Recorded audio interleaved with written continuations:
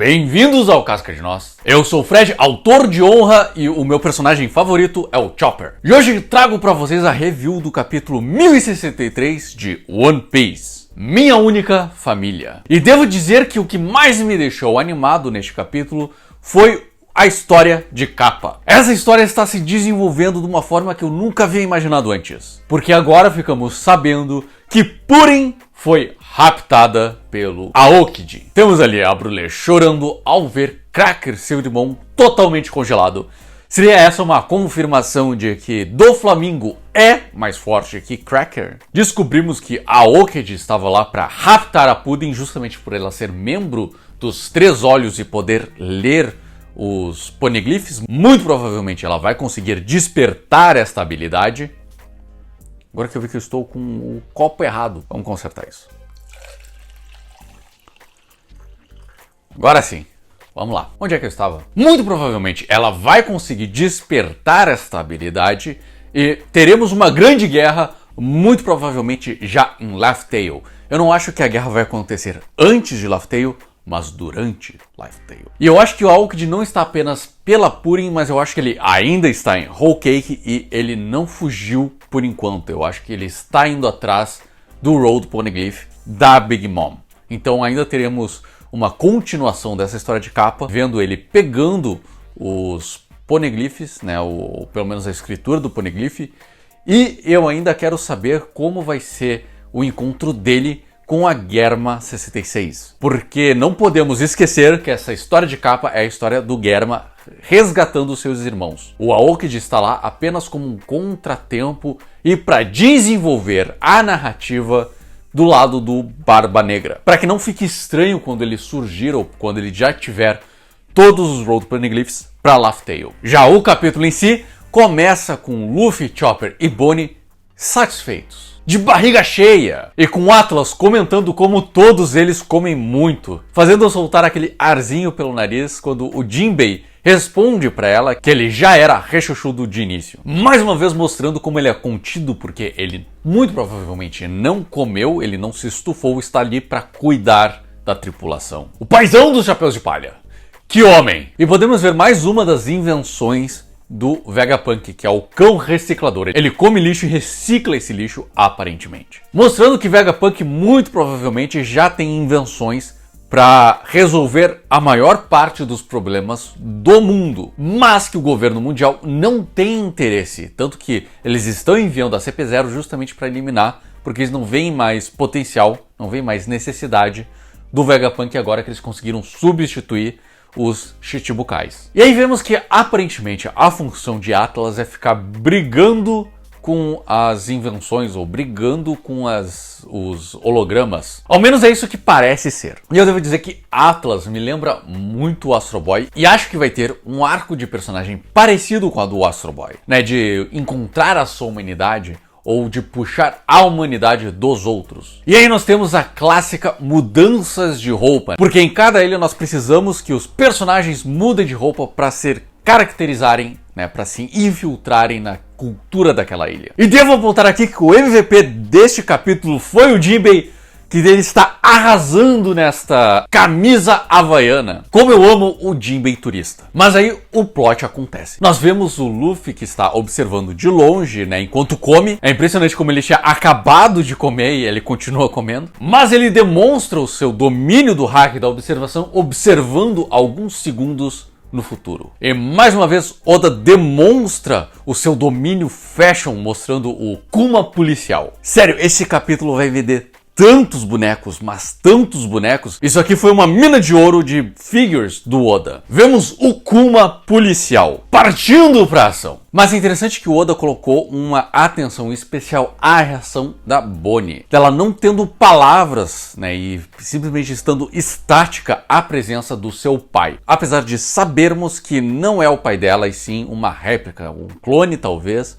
um robô do pai dela. E como bom policial que ele é, ele já vai partindo pro ataque, mandando lasers pra tudo quanto é lado, enquanto o Luffy desvia. Mas antes do Luffy conseguir sequer acertar um Elephant Gun na cara dele, Bonnie interrompe com uma bica no meio da fuça do Luffy, a lá estilo Sandy. E aí nós passamos do momento cômico para um momento mais tenso, né, do Kuma, para um momento mais emocionante da Bonnie. Então, a transição de emoção que o Oda faz aqui é espetacular, porque se passasse da comédia pra emoção assim do nada, talvez a gente não sentisse tanto, ou talvez ficasse muito gritante essa diferença. Então, para não tirar o foco da narrativa, pra gente continuar imerso no que está acontecendo nas páginas, ele faz essa mudança, né? Ele faz essa transição comédia pra tensão, né? Pra ação, pra então emoção. E aí nós temos o que dá o título ao capítulo de que o Kuma é a única família que restou a Bonnie. Realmente eu estou muito interessado no passado da Bonnie,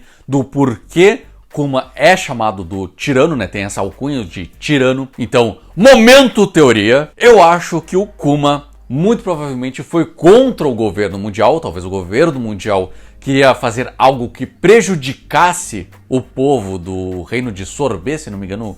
O reino do Kuma é o Sorbet, ele era o rei desse reino. E justamente por ir contra o que o governo mundial queria, que ele foi taxado de tirano, talvez. O governo mundial até fez um esquema muito parecido com o que o Doflamingo fez com o rei rico, né, lá em Dressrosa. Pode ser que tenha acontecido algo desse jeito que obrigou o Kuma a se tornar um fora da lei. E tudo que a Bonnie quer é ter o seu pai de volta. E essa página dela chorando com uma imagem do Kuma que a gente nunca tinha visto, né? O Kuma antes de se tornar um ciborgue, antes de ser robotizado, brincando com a filha. Isso me deu muito uma vibe Alabasta, né? Então me lembrou muito a Vivi, porque assim como a Vivi, a Bonnie também é uma princesa.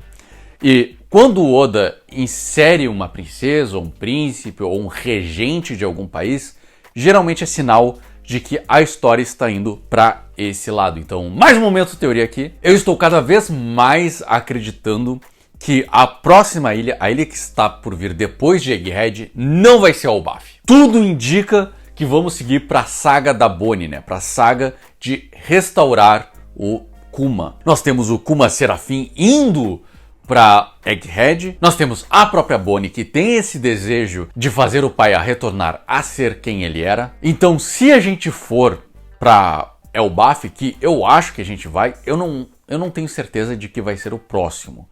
Talvez tenha uma outra ilha ainda, ou talvez a solução para esse problema esteja em Elbaf, mas realmente eu não acho que a gente está indo para esse caminho. Também acho que, assim como vive, a Bonnie vai ficar um tempo nos Chapéus de Palha, até porque ela não tem muita escolha.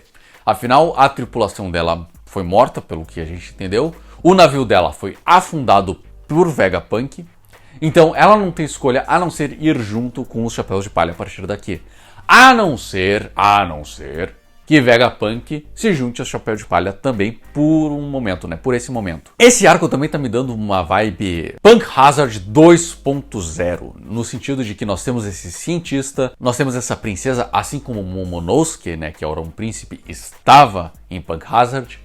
Então tá me dando uma vibe Punk Hazard 2.0. Não sei se o Luffy vá sequestrar o Vegapunk e talvez isso surja uma desculpa pro governo mundial conseguir matar o Vegapunk sem parecer maligno nos olhos do povo, né? Nos olhos do jornal, do tipo, Chapéus de Palha sequestram o Vegapunk e ele foi assassinado em conflito. Os Chapéus de Palha assassinam o Vegapunk. Eu consigo muito bem imaginar o governo mundial fazendo algo desse tipo e botando toda a culpa nos Chapéus de Palha. E aí no momento mais tenso, quando o pacifista acerta um laser na cara da Bonnie, nós cortamos então para o Novo Mundo em uma certa área do mar, onde encontramos os Piratas do Coração, a tripulação do LOL sendo atacada pelo Barba Negra. E o que eu disse desse capítulo ser uma mina de ouro pro Oda? Porque aqui nós temos o LOL Gender Bent, né? O LOL versão feminina. Certo que essa figure vai vender rios de ouro, ao menos pro Oda. Oda, o gênio do marketing. Mas ao mesmo tempo tem uma função isso, porque isso mostra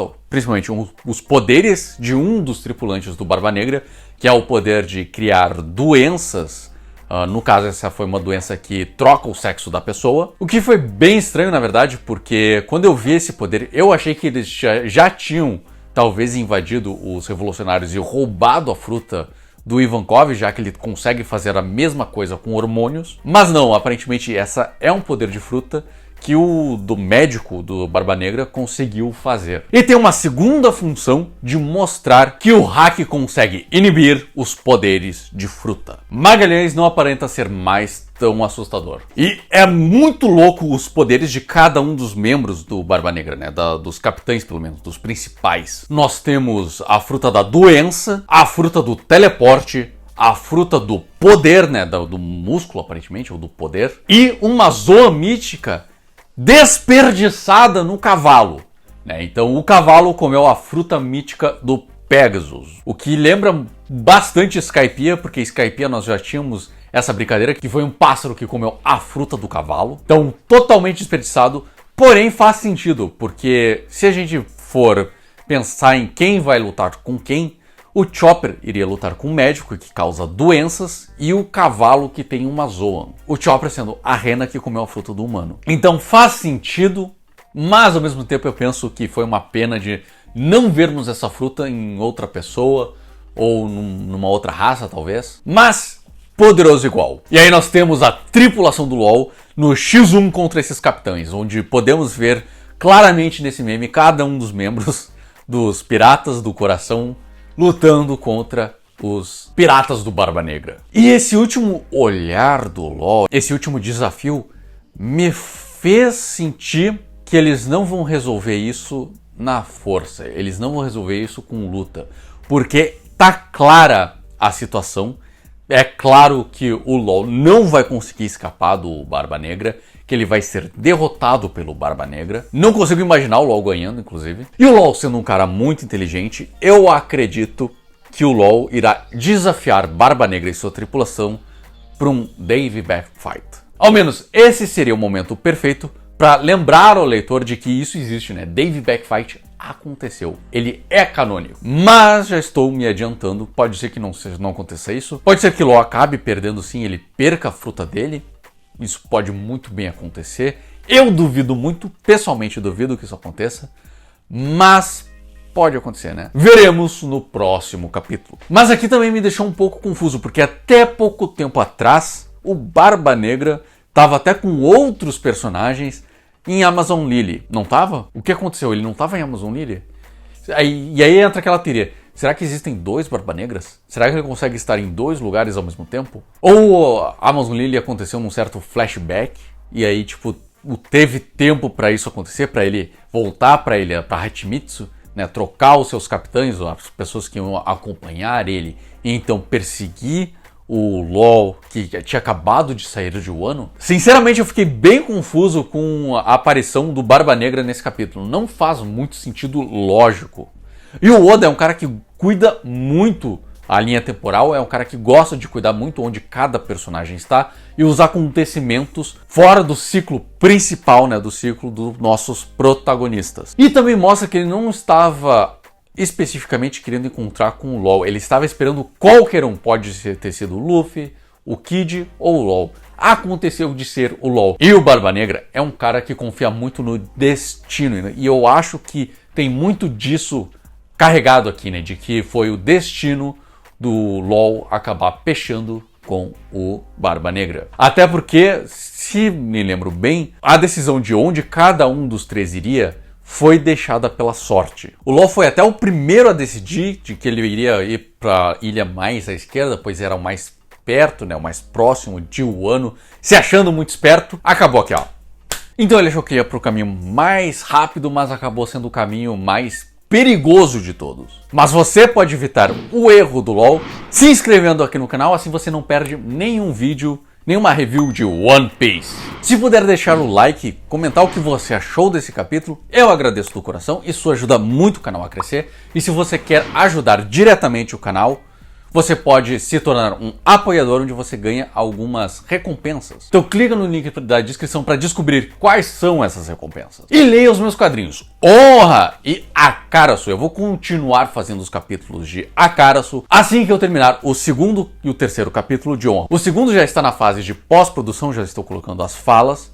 E o terceiro já estou produzindo o roteiro. Muito obrigado por ter assistido o vídeo até aqui. E lembrem-se, as árvores somos nós.